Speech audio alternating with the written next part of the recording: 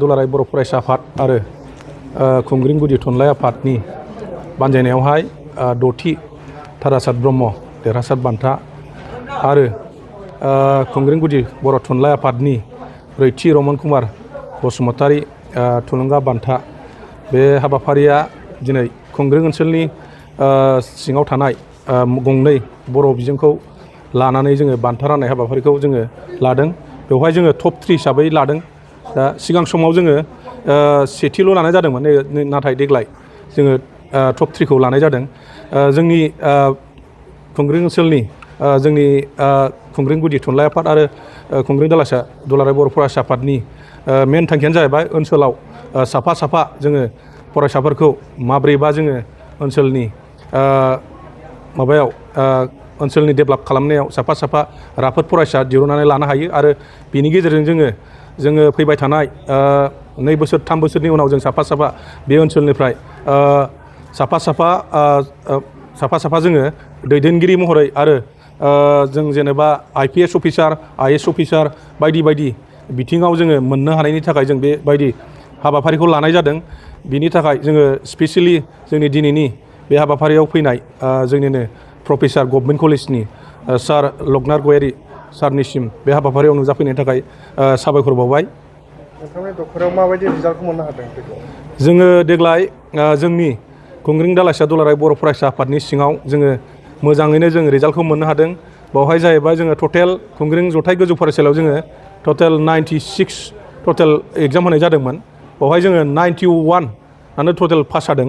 आरो जोंहा मोनसे फरायसालि दंबावो दा खुंग्रिं बड'लेण्ड एकाडेमि, बावहाय जोङो 8 जनाव गासिबो 8 जन कमप्लिट जों पास जानायखौ नुनो मोन्दों। दा बेखौ नायोबा जोंनि खुंग्रिं ओनसोलाव जोङो दा सोलोंथाइनि हारा जौगाबाय होननानै जों एसेबाबो बुंनो हायो।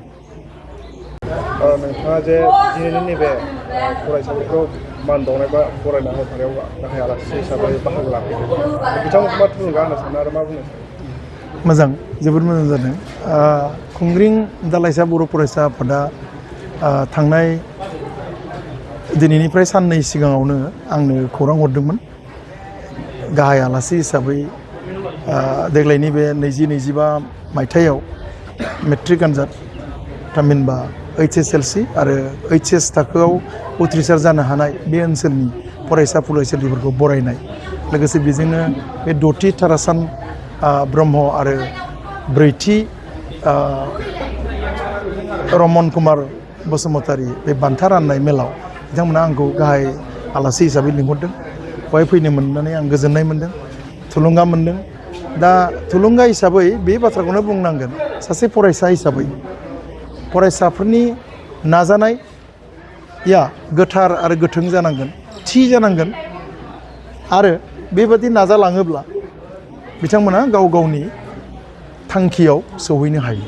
दा जों बेखौ सिगाङाव दोननानै गावनि नाजानाय, गावनि दावगानाय बे लामाखौ गोथारै लालांनानै नाजालांबाय थायोबा सानसे बेलासे बिथांमोननि नाजानाया दिनै जेरै 1थि 2थि 3थि बान्था मोननो हादों बे मेट्रिक आनजाद एबा HS आनजादाव, थिग बेबादिनो इयुनावबो डिग्री लेभेल एबा जायफ्रा मेट्रिक आनजाद उथ्रिदों बिथांमोना हायार सेकेन्डारि लेभेलावबो आरो बे एखे थाखोआवनो उथ्रिनो हागोन।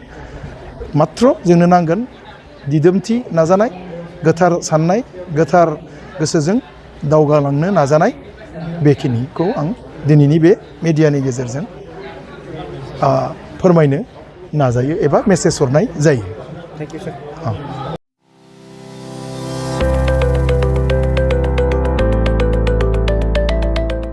मोनसे गोजोनथाव खौरां।